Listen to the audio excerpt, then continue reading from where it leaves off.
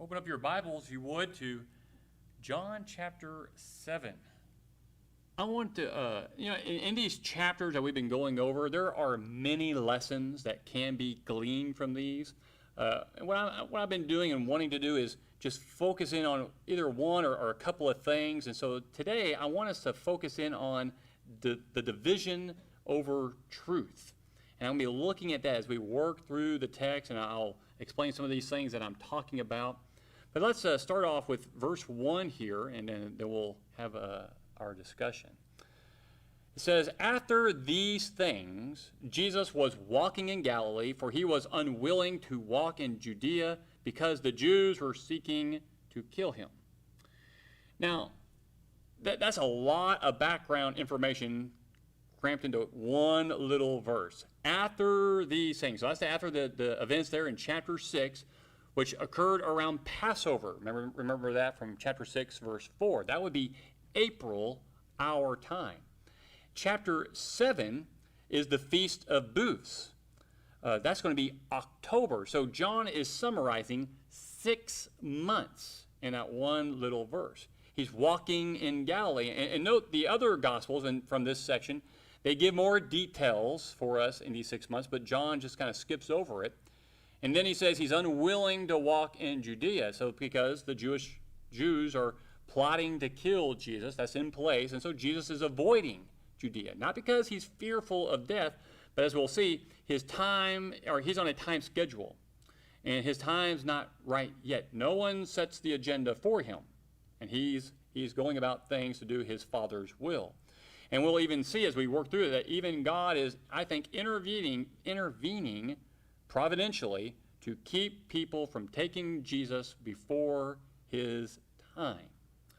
Now, whenever I work through this, I would normally break this up into 2 lessons, verses 1 through 24, where Jesus handles the disbelief of his family and the opposition that he runs into with all the Jews. And then 25 to 52, I would title that, "There Rose Up a Division." And that is definitely the theme that I think is the main theme in that section. And we can even see it in the beginning here as well. So he's unwilling to walk into Judea. Verse 2, "Now the feast of the Jews, the Feast of Booths, was near. Therefore his brothers said to him, 'Leave here and go into Judea, so that your disciples also may see your works which you are doing. For no one does anything in secret when he himself seeks to be known publicly. If you do these things, show yourself to the world.' For not even his brothers were believing in him. So Jesus said to them, 'My time is not yet here, but your time is always opportune. The world cannot hate you, but it hates me, because I testify of it that its deeds are evil. Go up to the feast yourselves. I do not go up to the feast because my time has not yet fully come.' Having said these things to them, he stayed in Galilee." Okay, what is going on here with his brothers? These are his half-brothers. What do you think their attitude is toward Jesus? Yeah, that's a kind way of putting it. Larry said that they grew up with him as their older brother, and now all of a sudden he's very important, and they're just not able to put those, as you said, those 2 things together. They're I don't know if I could say jealous. They clearly don't believe, as the text says, but does it seem like maybe they're taunting Jesus a little bit? If you really are who you say you are, isn't it best to go down to Jerusalem, go down to Judea? Everyone's gathering for the Feast of Booths. Here's your opportunity to show everybody who you are. It's kind of the way I interpret what's going on here. They're kind of like what Satan did to Jesus my brain. The 40 days of temptation. Man. Yeah. And is that what you were going to say? Okay. And so that's what I see happening here with his brothers. And so they're taunting him. So Jesus responds back to them, "My time is not yet here, but your time is always opportune. The world cannot hate you." What is he saying? How come the world won't hate them? What kind of message do they bring? Or who are they? That's right. They don't claim to be the Son of God. And who are you? You're going to go down there and they're going to see what they want to see in a Jew. I go down there and I give truth, and it's not going to be what they want to hear. And they're going to hate me for it. And we're going to see that in the next section. And I think that's what Jesus is saying. So go up to the feast yourselves. I do not go up to this feast because my time has not yet fully come. So they go on. He stayed in Galilee. Verse 10. But when his brothers had gone up to the feast, then he himself also went up, not publicly, but as if in secret. So did Jesus lie? No, he did not. Why did his brothers want him to go up? They want him to go up for a particular reason, to prove who he is, to get all the big audience. That was not his purpose. He wasn't going to go up there for that reason. He was going to go up, but not for the reasons and motivations that they wanted. So he went up as if in secret. He didn't go up there in order to make a big show or a big play like they were looking for. And I think that's what's being said here, what's going on here. So verse 11, the Jews were seeking him at the feast and were saying, "Where is he?" There was much grumbling among the crowds concerning him, saying, some were saying, "He is a good man." Others were saying, "No, on the contrary, he leads the people astray." Yet no one was speaking openly of him for fear of the Jews. Now this is going to be those who are coming from, I think, from far away, coming down to the Feast of Booths, and they feared so you could say these are the Hellenistic Jews, and they feared those who were in Jerusalem. So they were careful about what they said, but they were eager to see this Jesus they keep hearing about, is what's going on. But when it was now the midst of the feast, verse 14, Jesus went up into the temple and began to teach. The Jews then were astonished, saying, "How has this man become learned, having never been educated?" So Jesus answered them and said, "My teaching is not mine, but his who sent me. If anyone is willing to do his will, he will know of the teaching, whether it is of God or whether I speak from myself. He who speaks from himself seeks his own glory, but he who is seeking the glory of the one who sent him, he is true, and there is no unrighteousness in him." Now, notice the kind of pressure that is on Jesus here. Does he have the backing of his family? No. Even from one of the questions we saw from the book of Mark, they thought he was crazy. We need to go down there and collect him from this town and take him home. And so now his brothers, they're taunting him in essence. To go on up to Judea, he won't do it. He comes down here and he knows a lot of people are looking to kill him, and they're questioning him. The question there in verse 15 is demeaning. Who are you? You don't even have a PhD kind of attitude. And so Jesus, he's not letting anyone, as we already mentioned, he's not letting anybody set his agenda. He's got a timetable. The feast is half over before he makes any kind of public appearance. And he doesn't come to the city, as the brothers thought, with that big splash. And notice how the Jews try to discredit him. You're not even educated. And so he does two things. He tells them the source of his teaching. It's from God. It's not even his. It's from God. And he shows the fallacy and the inconsistency of their reasoning. Look there at the next section, verse 19. "Did not Moses give you the law, and yet none of you carries out the law? Why do you seek to kill me?" The crowd answered, "You have a demon. Who seeks to kill you?" Jesus answered them, "I did one deed, and you all marvel. For this reason Moses has given you circumcision, not because it is from Moses, but from the fathers. And on the Sabbath you circumcise a man. If a man receives circumcision on the Sabbath, so that the law of Moses will not be broken, are you angry with me because I made an entire man well on the Sabbath? Do not judge according to appearance, but judge with righteous judgment."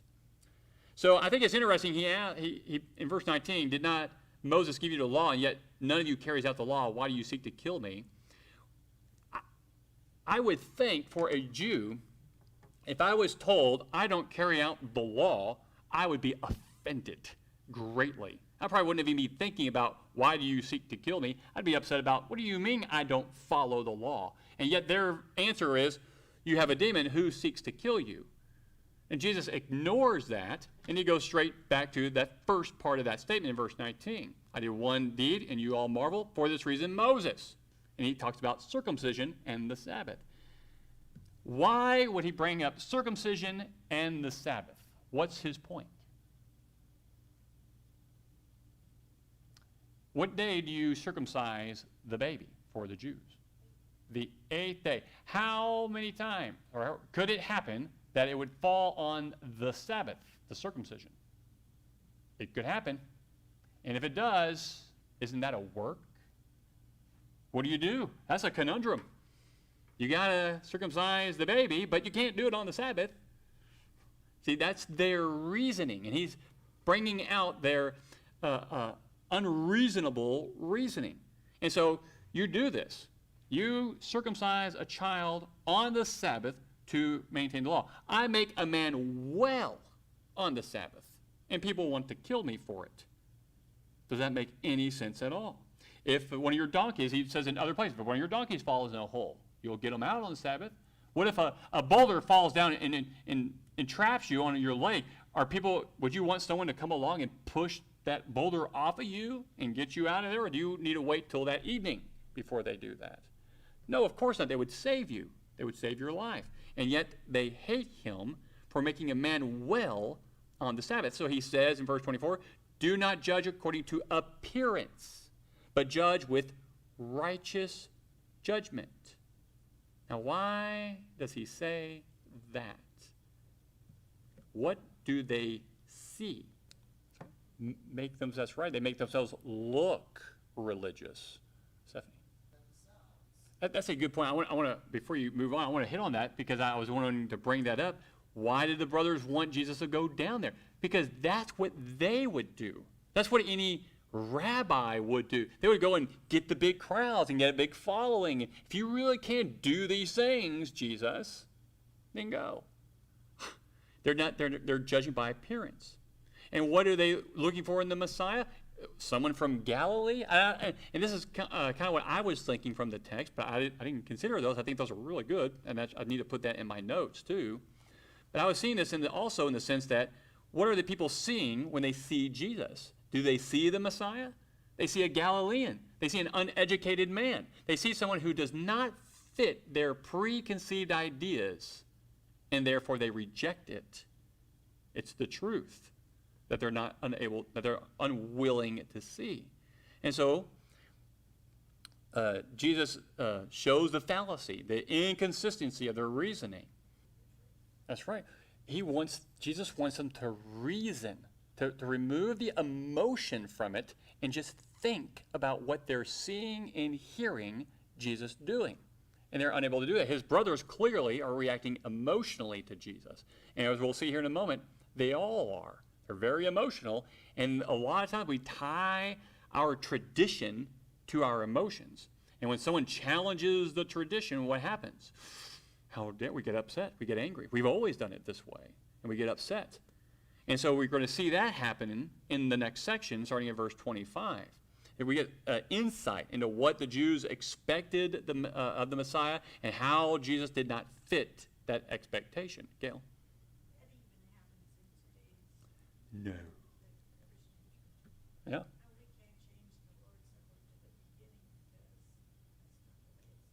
That's right. Gail was talking about how we have our traditions where, when does the Lord's Supper get served? Right before the lesson and not before the next psalm. And where do you do the collection? After the Lord's Supper. I liked, on a personal note, and it's only an opinion, I like that on our collection, we had it at the door and we had it up here and we didn't pass it. I like that.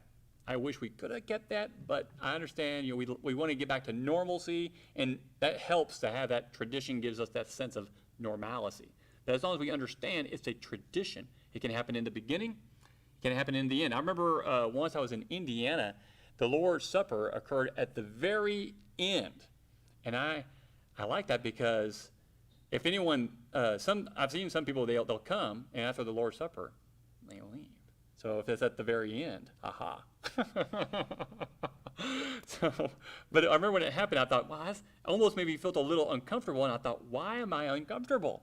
Because I've never done it that way, but I knew there was nothing wrong with it. I knew there was nothing wrong. Good point, Gail, thank you. So verse 25. So some of the people at Jerusalem were saying, is this not the man whom they are seeking to kill? Look, he is speaking publicly, and they are saying nothing to him. The rulers do not really know that this is the Christ, do they? However, we know where this man is from, but whenever the Christ may come, no one knows where he is from. Then Jesus cried out in the temple, teaching and saying, you both know me and know where I am from. And I have not come of myself, but he who sent me is true, whom you do not know. I know him because I am from him, and he sent me. So they were seeking to seize him, and no man laid his hand on him because his hour had not yet come. But many of the crowd believed in him, and they were saying, when the Christ comes, he will not perform more signs than those which this man has, will he? The Pharisees, actually, let's stop right there. So Jesus makes some statement that upsets them, and they want to lay their hands on him and seize him, and they want to kill him, more likely, or have him arrested. But the text tells us, no man laid his hand on him because his hour had not yet come. In a moment, we're going to see this happen again. Why didn't they? Why didn't they take hold of Jesus? They could have. It's not like he did before where he just left the area and they didn't even know he had left. It was miraculous. I think this is God working through providence, that he put an influence into their mind to make, I don't know what, but nervous or something, to make them not act on that urge to grab hold of Jesus. They wanted to do it, but they didn't do it. Later on, they're going to want to do it, but then again, they won't do it. Why not? It was opportune. There was more than enough people who were angry with him. The leaders, they know, wanted him arrested. So why didn't they grab him? And we're going to see some of how that influence comes when we get down to the soldiers, those officers that are sent to arrest him here in just a little bit. And so we move on, verse 32. The Pharisees heard. So I would highlight or underline the word heard there. The Pharisees heard the crowd muttering these things about him, and the chief priests and the Pharisees sent officers to seize him, Jesus.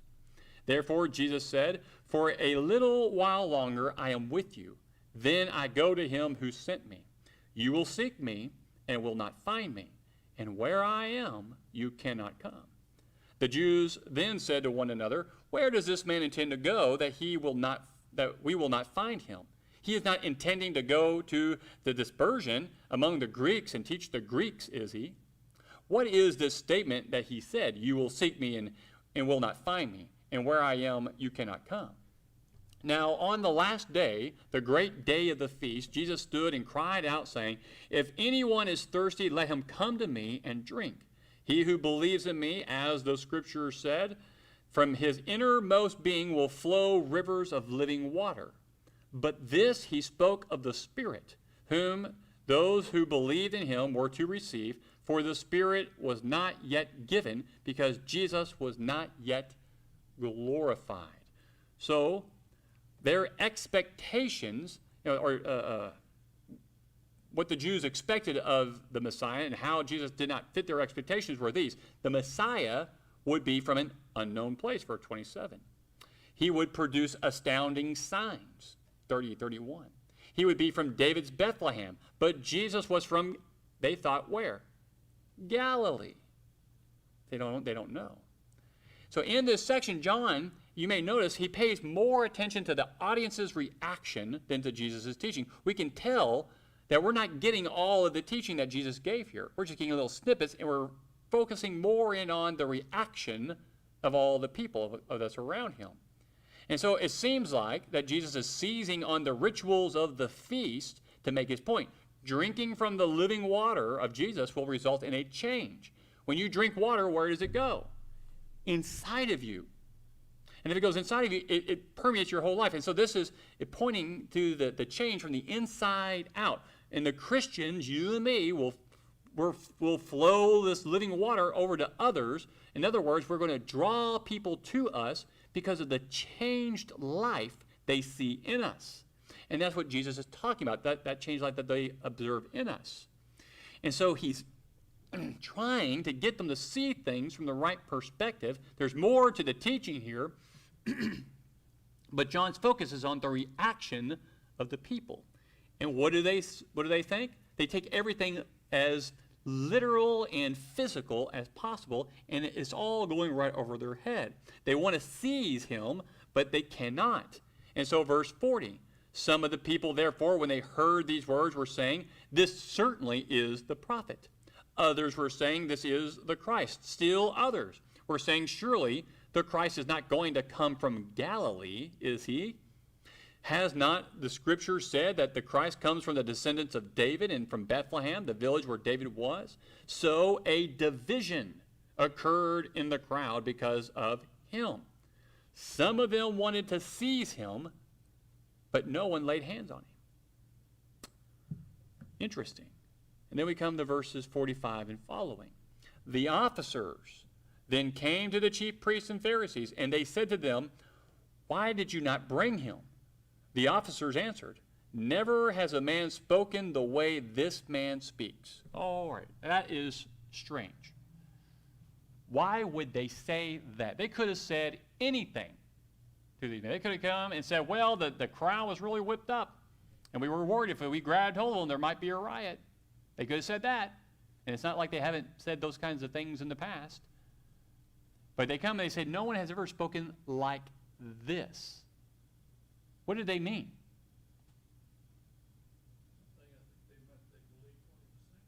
Yeah, he spoke. Remember at the end of a Sermon on the Mount? He spoke as one with authority. Well, he makes sense. He's reasoning from Scripture. And they're hearing this and like, man, I don't know about this. And the greater influence over the mind was, don't seize Jesus. The people felt it. The officers felt it. And they let him alone. I think that's the providence of God. Not because the hour has not yet come. It's not time for my son to be taken. I'm going to hold you off on that. I think that's what's happening here. So these officers say, never has a man spoken the way this man speaks. Verse 47, the Pharisees then answered them, you have not also been led astray, have you? No one of the rulers or Pharisees has believed in him, has he? But this crowd, which does not know the law, is accursed. So this is the most pompous, arrogant answer ever. So in essence, what these Pharisees are telling the officers are, you need to stop thinking and start doing. Who are you? We're the judges. We know. Who's this crowd? They're nobodies. They don't know the law. They're accursed when you compare them to us. In other words, so they're telling them, you need to stop thinking and start working. I mean, look at us. No one of the rulers or Pharisees has believed in him, has he? That's a rhetorical question. Because what do they think? No way, Jose. Would any Pharisee believe this man Jesus? Verse 50.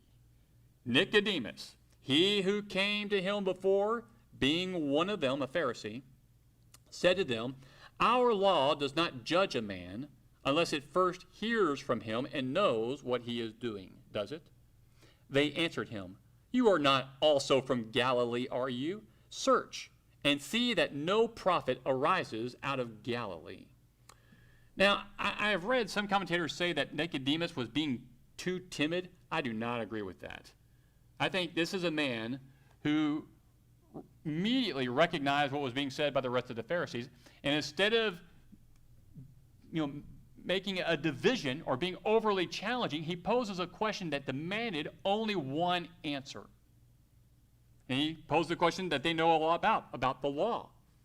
Our law does not judge a man unless it first hears from him and knows what he is doing, does it? The answer is, you're right, Nicodemus, absolutely. He's absolutely right, because did the Pharisees answer his question? They did not. They didn't need to. They know the answer. They knew exactly what the answer was. So what did they do since they didn't like what he said? They attacked Nicodemus. And how did they do it? Are you a Galilean? Are you a part of this rabble? And then they make an extreme error. In their emotion and their anger, they say, search and see that no prophet arises out of Galilee. Wrong. And for multiple reasons. Number one, what does it matter if a prophet never arose from Galilee? What would that matter? Can we name where every prophet came from? No, we cannot. And has there ever been a prophet who arose from Galilee? Yes, there are. Do you know who it is? Or who they are? Yep. Hosea, possibly. Elijah. That's right. Quite a lot. Hello, Pharisees. What's wrong with them? Emotion has gripped them. The emotion has gripped them. The closed mind does not ask, is this right? Is this true? Or do we have authority? Knee-jerk reactions do not move us toward truth, but reasoning will. I want to close out with this one last thing. I'm getting close. It's actually almost top of the hour, so I'll just do it quickly. But this is a progression of events that lead to division. There's only three things: truth, choice, and mindset. Truth is presented, so it's something new or not previously considered. And when that happens, we have a choice. It's required of us. We have this new option. It's presented here in the Bible over what we've accepted as truth. And so now our minds are forced to weigh the advantages of our decision. Either we accept the truth or we accept and hold on to our lie. And so the mindset, the choice we make, is conditioned by the strength of how strong our previously held convictions are. Emotional attachment, what we were talking about earlier, hinders our rational reasoning through the evidence. And that is exactly what is happening with the Pharisees. They're not reasoning. They're very emotional. And they make ridiculous statements. Search and see that no prophet arises out of Galilee. It doesn't take a scholar to know that's not true. And it doesn't take you long to find the truth on that. And Nicodemus is quiet. Because how do you reason with that when someone's that emotional? You can't. And he saw that and was like, well, I'm going to hold back on that. And so how do you defend a lie against the truth? Here's what these Jewish leaders did. They first plot to silence Jesus. Verse 32, they heard what was going on. They ridicule him. Verse 20, verse 35. Intimidation, verses 48 and 49 against those officers. And then the misinformation, verse 52. These are the tactics of error. And of course, truth doesn't need such tactics. I think these temple police officers are more rational and more open to the possibility that Jesus is right than these who were judges of the law.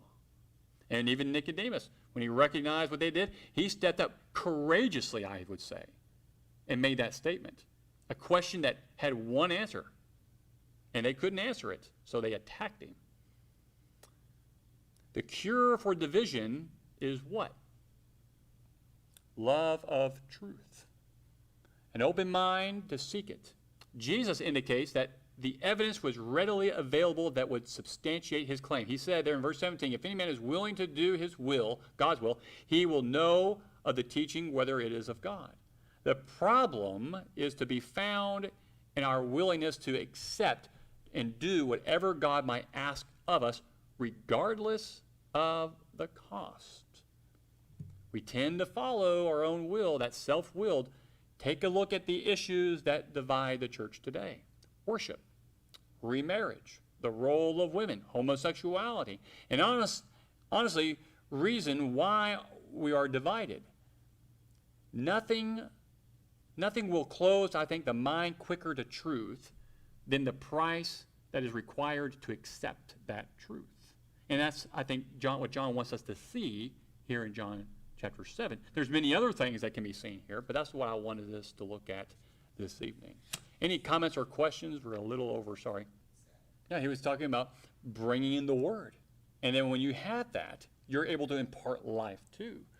But it's all, like we've said many times, it's a thinking man's religion. It is a religion of the mind and the rationale and being reasonable.